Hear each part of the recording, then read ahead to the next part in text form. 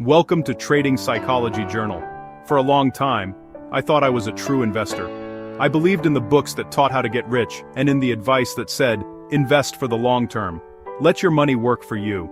I believed that if I chose the right company and stayed patient, a few years later, I would reap the rewards. But reality didn't turn out the way I imagined. I began to ask myself, why do I have to wait? Why do I have to place my financial destiny in the hands of people I don't even know, the ones running the companies I invest in? And why do I always feel powerless when the stock price falls, even though I did nothing wrong? That was when I realized I never truly understood the difference between investing and trading. Two words that sound similar, but are completely different in essence. Investing means putting your money into a company or business with the belief that it will grow in the future. You don't care much about daily price fluctuations. You believe in the bigger picture, that 5 or 10 years from now, that company will be stronger, more profitable, paying consistent dividends. And as the company grows, its stock price will follow. Trading, on the other hand, is a completely different world. A trader doesn't buy a company. A trader buys and sells price. A trader finds entries and exits based on price action, trends, and crowd psychology. A trader doesn't need to know what the company produces, or whether its quarterly earnings went up or down, because all of that is already reflected in the chart. Trading is the art of timing, while investing is the art of belief. One is about math, probability, and psychology. The other is about philosophy, vision, and patience.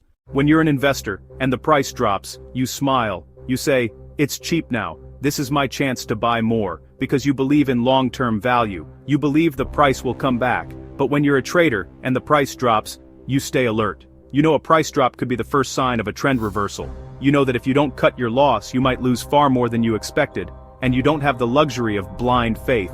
A trader doesn't love the market. A trader only steps in when the odds are in their favor. A trader doesn't marry a stock. A trader only dates it for a short time, long enough to make a profit, then move on. I used to be an investor. I used to believe that buying the dip was the right strategy. But then I realized, some stocks never come back. Some companies that seemed strong vanished overnight. Enron, Lehman Brothers, FTX. The list is longer than you think. And if you were an investor in those companies, you lost everything. No stop loss, no exit plan, only faith, and the brutal silence of the market. Traders are different. Traders survive, because traders know when to retreat. Traders aren't afraid to admit they're wrong. Traders have stop losses. For traders, capital preservation always comes first. An investor may brag about holding a stock for 10 years, but a trader only needs 10 minutes to protect their account from disaster. And that's what changed me. I no longer wanted to hand my financial fate to some CEO I'd never meet, or a board of directors I'd never know. I wanted control. Control over my entries, control over my exits, control over my risk. Trading taught me something that investing never could: discipline and psychology. When you trade, you have to face yourself every single day. You see your greed, your fear, your impatience, and your ego, all revealed in every click of the mouse. Trading isn't just about making money, it's a mirror that reflects who you really are. An investor can hide behind the phrase long term, but a trader has nowhere to hide. A trader must be honest with the market, and with themselves. Some people say, traders are just gamblers, investors are the real wealth builders. But if you look closely, you'll see the opposite can also be true. Because traders have plans, stop points, and risk management strategies, while many investors buy based on rumors, emotions, or just because someone said, this stock has potential. So, who's the real gambler? When a trader loses, they stop, analyze, adjust, and move on. When an investor loses, they often add more money, averaging down to prove they weren't wrong. Traders learn to accept being wrong. Investors try to prove they're right. Traders have stop losses, investors have faith, and faith, sometimes, is the most dangerous thing in investing. Traders understand that capital is oxygen. Without capital, there's no survival. One mistake can wipe out your account, but if you know when to stop, you can always come back. Investors are different. They don't stop. They believe price drops are temporary. They believe the market will recover. But what if the company never recovers? What if the business disappears entirely? Traders live by adaptation. Investors live by belief. And between the two, I chose adaptation. There were days I stared at my screen, my portfolio bleeding red. Days when I asked myself, where did I go wrong? I read countless financial reports, hundreds of news articles, but prices kept falling. That's when I realized, price doesn't care how many reports you read. Price only cares about one thing, money flow.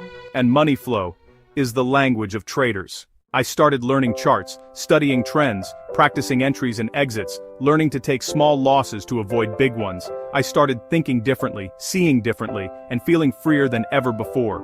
Trading didn't promise to make me rich fast, but it taught me how to live awake. When you're a trader, every day is a lesson. Every win, every loss, teaches you something. You learn patience, you learn how to wait, you learn to let the market speak instead of trying to predict what it will do. A trader doesn't need a bull market to make money. A trader can profit even when the market crashes. Because traders don't take sides. Traders take probabilities. And then, I realized something profound. Investing made me dependent. Trading made me free. Investing made me pray for the market to rise. Trading made me calm even when it fell. Investing made me afraid of losing. Trading taught me how to accept loss. Investing made me wait for others to do their job well. Trading made me take full responsibility for my own decisions. I'm not saying trading is better than investing. Each path has its own value. But for me, trading is the path that helped me understand myself the most.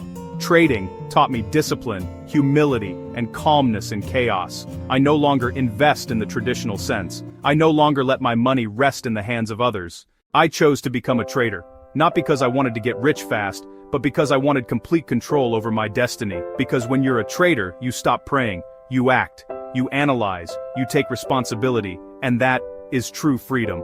Why did I stop investing and start trading? Because I didn't want to wait for the future anymore. I wanted to create results, today, not relying on anyone else, only on myself. What about you?